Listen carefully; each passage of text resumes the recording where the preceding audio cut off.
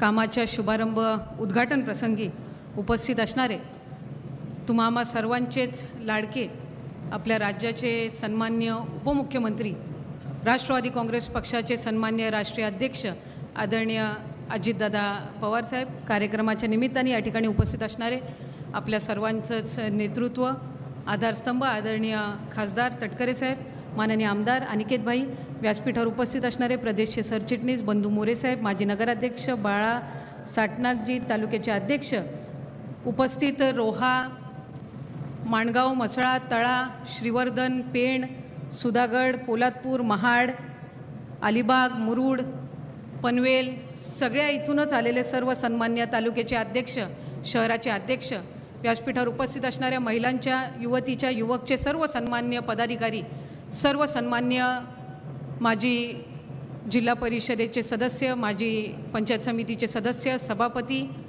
माजी नगरसेवक, नगरसेविका, उपस्थित असणारे सर्व सन्मान्य गावातले आलेले सरपंच, ग्रामपंचायतीचे सदस्य, राष्ट्रवादी काँग्रेस पक्षाचे सर्व सन्मान्य पदाधिकारी, कार्यक्रमाच्या निमित्ताने आवर्जून या ठिकाणी उपस्थित असणारे सन्मान्य पोलीस अधीक्षक, त्याचबरोबर ॲडिशनल कलेक्टर, जिल्हा परिषदेचे मुख्य कार्यकारी अधिकारी, उपस्थित सर्व प्रशासकीय अधिकारी, सन्मान्य पत्रकार, समोर उपस्थित असणारे सर्वच माझे बंधू आणि भगिनींनो, मी आपल्या सर्वांच्याच वतीने आदरणीय दादांचं पुन्हा एकदा या ठिकाणी मनापासून स्वागत करते.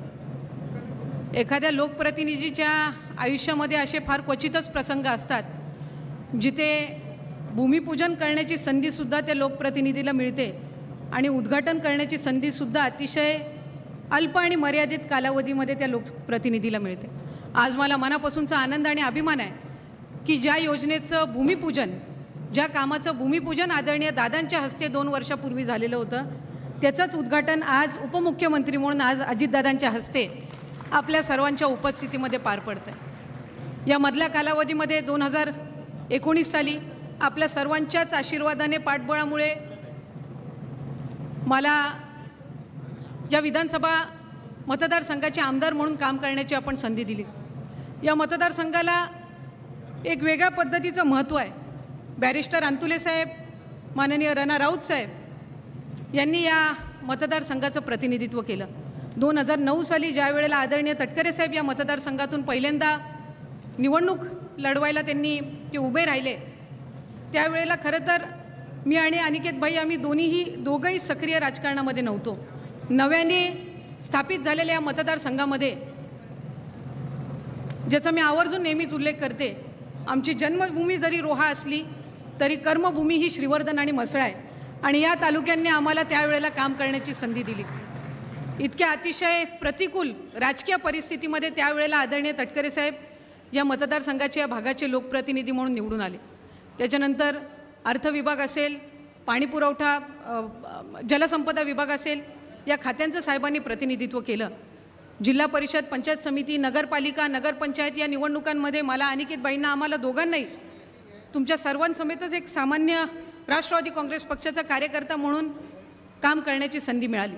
2017मध्ये रोह्यातल्या धाटाव मतदारसंघातून जिल्हा परिषद निवडणूक, त्याच्यानंतर जिल्हा परिषदेचे अध्यक्ष म्हणून पक्षाने मला काम करण्याची संधी दिली आणि 2019मध्ये या विधानसभा मतदारसंघाचं प्रतिनिधित्व करत असताना, त्यावेळेला निवडणूक लढवताना असं क्वचितही वाटलं नव्हतं की पुढच्या 3 महिन्यामध्ये आपण सरकारमध्ये जाऊ आणि राज्यमंत्रीपदाची संधी मिळेल. पण या मतदारसंघाचा इतिहास असा आहे की इथे कोणी ज्या वेळेला उभं राहतं त्याला निश्चितपणाने संधी मिळते आणि हा तुमच्या सगळ्यांचा आशीर्वाद आहे की मला पहिल्याच टर्ममध्ये राज्यमंत्रीपदाची संधी ही पक्षाने त्या ठिकाणी दिली. खरं तर संधी मिळाल्यानंतर लगेचच पुढच्या वर्षी 2020मध्ये कोरोनाचं संकट आलं. जून 2020मध्ये निसर्ग चक्रीवादळासारखं कधी न अनुभवलेलं संकट, नैसर्गिक आपत्ती आपण अनुभवली. त्याच्यानंतर 6 महिन्यातच तौक्ते चक्रीवादळ आणि मग महापूर, असे जवळपास 4 नैसर्गिक आपत्त्यांना आपण त्या ठिकाणी सामोरं गेलो. पण मला आवर्जून या ठिकाणी दादांसमोर आज उल्लेख करायचा आहे की कोकणातला माणूस, या श्रीवर्धन भूमीमधला माणूस हा कधीही खचला नाही आणि खऱ्या अर्थानं एका बाजूला शासनाच्या वतीने आपण मदत देत असताना दुसऱ्या बाजूला पूर्वपदावर येण्यासाठी इथली सर्वच ग्रामस्थ, स्थानिक मंडळी, शहर असेल, मुंबईकर मंडळी असतील, ही लगेचच दुसऱ्या दिवसापासून सक्रिय झाली. खरं तर आम्हाला कधी वाटलं नव्हतं की शहर इतक्या आपत्तीवरून उभं राहू शकेल का, पण इथल्या सर्वांचीच ही दांडगी इच्छाशक्ती होती आणि त्याचबरोबर शासनाचं पाठबळ, आणि यातून शहर आणि हा तालुका पुन्हा एकदा उभं राहू शकला.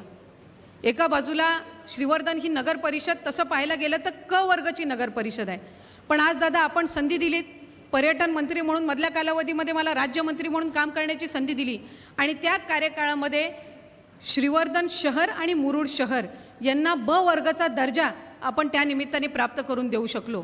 आणि त्यातून आज वैशिष्ट्यपूर्ण अंतर्गत असेल आणि प्रादेशिक पर्यटन अंतर्गत आपण बीचच्या सुशोभीकरण कामासाठी जवळपास प्रादेशिक पर्यटनमधून 4.5 कोटी आणि वैशिष्ट्यपूर्णमधून जवळपास 7 कोटी आपण खर्च करून त्यातलं 70% काम पूर्ण झालेलं आहे आणि उर्वरित काम हे प्रगतीपथावर आहे. पाण्याची समस्या श्रीवर्धनकरांची जाणून आदरणीय तटकरे साहेबांच्या मार्गदर्शनाखाली त्यांच्या पुढाकारातून जवळपास 22 कोटी 73 लाखाची ही योजना आज आपल्या हस्ते समर्पित करत असताना एक लोकप्रतिनिधी म्हणून, इथली कन्या म्हणून, भगिनी म्हणून निश्चितपणाने विशेष आनंद आहे. आज माझ्या माता भगिनी मोठ्या संख्येने या ठिकाणी उपस्थित आहेत. एका बाजूला आपल्याला घरात आपली असणारी पाण्याची गरज आणि त्याला जोड म्हणजे पर्यटक. इथे जवळपास 10-12 लाख पर्यटक हे वर्षभरामध्ये येत असतात आणि म्हणूनच अतिरिक्त पाण्याची सुविधा ही सुद्धा या योजनेच्या माध्यमातून होत असताना माझ्या माता भगिनींपर्यंत हे समाधान पोचवताना निश्चितपणाने आम्हाला सुद्धा त्यांच्यापेक्षा कणभर जास्ती आनंद हा नक्कीच आहे. आदरणीय दादांनी खऱ्या अर्थाने या 3.5-4 वर्षामध्ये मला ज्या पद्धतीनं आपण पाठबळ दिलं, मधल्या कालावधीमध्ये निसर्ग चक्रीवादळ आलं त्यावेळेला NDRFच्या निकषांच्या पलीकडे जाऊन शासनाने मदत करत असताना दादा त्यामध्ये आपला सर्वात जास्ती पुढाकार होता. आदरणीय तटकरे साहेबांचा पाठपुरावा तर होताच, पण कोकण आपत्तीकरण सौम्यीकरण प्रकल्प अंतर्गत जी काही कामं आज मंजूर झालीत याची पहिली बैठक दादा आपल्या कार्यालयामध्ये त्यावेळेला 2020 साली झाली होती आणि त्यातूनच आज भूमिगत विद्युत वाहिनीसाठी श्रीवर्धन, म्हसळा, तळा, माणगाव या 4 तालुक्यांच्या शहरांसाठी जी 417 कोटी आपल्याला मंजूर झालेत त्यातले श्रीवर्धन शहरासाठी 286 कोटीची भूमिगत ही विद्युतीकरणाचं काम आहे. निश्चितपणाने पुढच्या कालावधीमध्ये त्यातून आपल्याला जी काही लाईटची समस्या आहे किंवा आपत्तीच्या कालावधीमध्ये आपल्याला सगळ्यांनाच माहिती असेल की विद्युतीकरण पूर्वपदावर आणण्यासाठी ज्या आपल्याला अडचणी आल्या त्या पुढच्या कालावधीमध्ये येणार नाहीत. जीवना जेटी, मुळगाव जेटी यासाठी जवळपास 300 कोटीचा निधी प्राप्त झाला. श्री सोमजाई माता मंदिर या जीर्णोद्धारासाठी, भक्तनिवाससाठी जवळपास 6.5 कोटी असतील. दादा यंदाच्या वर्षी आम्ही एक संकल्प सोडलेला आहे. श्रीमंत बल्लाळ पेशव्यांची जन्मभूमी म्हणून श्रीवर्धन ओळखलं जातं. पेशवे स्मारक व्हावं अशी आमच्या अनेकांची इच्छा होती. मधल्या कालावधीमध्ये ते प्रयत्नही झाले. 2014 ते 2019 मध्ये आदरणीय तटकरे साहेबांनी सुद्धा तत्कालीन मुख्यमंत्री देवेंद्र फडणवीस साहेबांना विनंती करून एक बैठक त्या संदर्भामध्ये घेतली होती, पण काही तांत्रिक अडचणींमुळे त्यावेळेला ते होऊ शकलं नाही. आम्ही यंदाच्या वर्षी नव्याने त्याचा आराखडा तयार केला. तिथली जी देवस्थान समिती आहे यांनी आम्हाला त्यासाठी सहकार्य करण्याची भूमिकाही घेतलेली आहे आणि यंदाच्या वर्षी पेशवे स्मारकासाठी जवळपास 5 कोटीचा निधी हा आपण प्रस्तावित केलेला असून तोही मंजूर झालेला आहे. एक चांगल्या पद्धतीचं पेशव्यांचं स्मारक, त्यांचा इतिहास, छत्रपती शिवाजी महाराजांचा, छत्रपती संभाजी महाराजांचा इतिहास आणि त्याचबरोबर पेशवेकालीन त्यांची एकंदर कारकीर्द असताना त्याच्यामध्ये महिलांची, त्यांच्या घरातल्या माता भगिनींची सुद्धा भूमिका ही त्या आपल्या स्मारकाच्या वतीने आपल्याला पाहायला मिळणार आहे. त्याला अत्याधुनिक पद्धतीची आम्ही जोडसुद्धा दिलेली आहे. त्याच्यामध्ये बारकोड सिस्टीम असेल, स्कॅनिंग सिस्टीम असेल किंवा डिजिटल माहिती देणारे फलक असतील, हे सुद्धा करण्याचं नियोजित केलेलं आहे. आणि म्हणून या सगळ्या गोष्टी करत असताना शिक्षण विभागही कुठे मागे न राहता म्हणून नगरपालिका शाळा क्रमांक 1, 2, 3, 4 याच्या इमारती तर आदरणीय तटकरे साहेबांच्या पुढाकारातून झाल्या.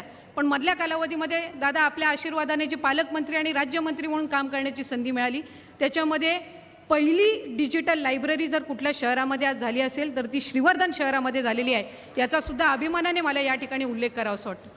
पर्यटन असेल, शिक्षण असेल, आरोग्य असेल, या सगळ्याच बाबींकडे लक्ष देत असताना अधिकाधिक क्रीडा क्षेत्रामध्ये बॅडमिंटनचं कोर्ट असेल, याला 1,20 कोटीचा निधी आपण त्या ठिकाणी प्राप्त केलेला आहे. या सगळ्या गोष्टी होत असताना ज्येष्ठ नागरिक यांच्यासाठी सुद्धा एक भवन आपण त्या निमित्ताने उभं करत आहोत. ह्या सर्व बाबी होत असताना येणारे पर्यटक, नागरिक यांना सुरक्षतेचा मुद्दा आणि याच्यावर सुद्धा अडचण येता कामा नये म्हणून जवळपास 1,91,00,000 रुपये आपण फक्त CCTVसाठी या ठिकाणी खर्च करून पूर्ण शहर हे CCTV सर्वेलन्स अंतर्गत कशा पद्धतीने येईल याची आपण दक्षता घेत आहोत. ज्या बीचच्या कामाचं आपण आज लोकार्पण केला तिथंसुद्धा CCTVची आपण व्यवस्था ही त्या ठिकाणी केलेली आहे.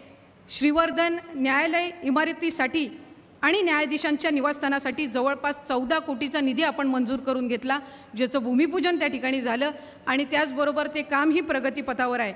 अशा पद्धतीनं काम करत असताना पर्यटन निवास असेल, त्याचबरोबर 2 तलाव ज्याचंही भूमिपूजन उद्घाटन दादा आपल्या हस्ते झालेलं होतं, त्याला आत्ता आणखीन त्याचं सौंदर्यीकरणामध्ये भर पडावी या दृष्टिकोनातून सुद्धा जवळपास 1 कोटीचा निधी आपण त्यानिमित्ताने मंजूर करून घेतलेला आहे. ही सर्वच कामं करत असताना एका बाजूला आपलं भक्कम नेतृत्व, आपली साथ ही मिळत असताना या मतदारसंघांनी सुद्धा दिलेलं प्रेम हे आदरणीय तटकरे साहेबांच्या खासदारकीच्या निवडणुकीला तर बघितलंच, पण त्याचबरोबर विधानसभेच्या निवडणुकीमध्ये सुद्धा खऱ्या अर्थानं या सर्व मतदार बंधू भगिनींनी मला भरभरून प्रेम दिलं. असे क्वचितच मतदारसंघ असतात जिथं महिलांच्या मतदानाचा संख्या ही जास्त असते आणि श्रीवर्धन मतदारसंघ असा आहे की जिथे महिलांच्या मतदारांची जी संख्या आहे, जो टक्का आहे तो पुरुष मतदारसंख्येपेक्षा जास्त आहे आणि हे फार कमी मतदारसंघामध्ये असतं. त्यामुळे दोन्हीही वर्ग म्हणजे मतदार बंधू भगिनींकडनं मनापासूनची साथ आणि आशीर्वाद हा पुढे सुद्धा मिळत राहो.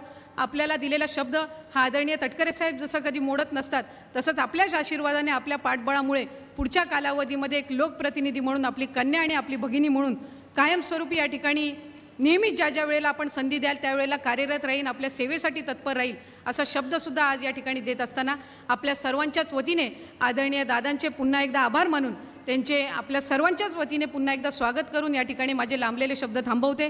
धन्यवाद. जय हिंद, जय महाराष्ट्र.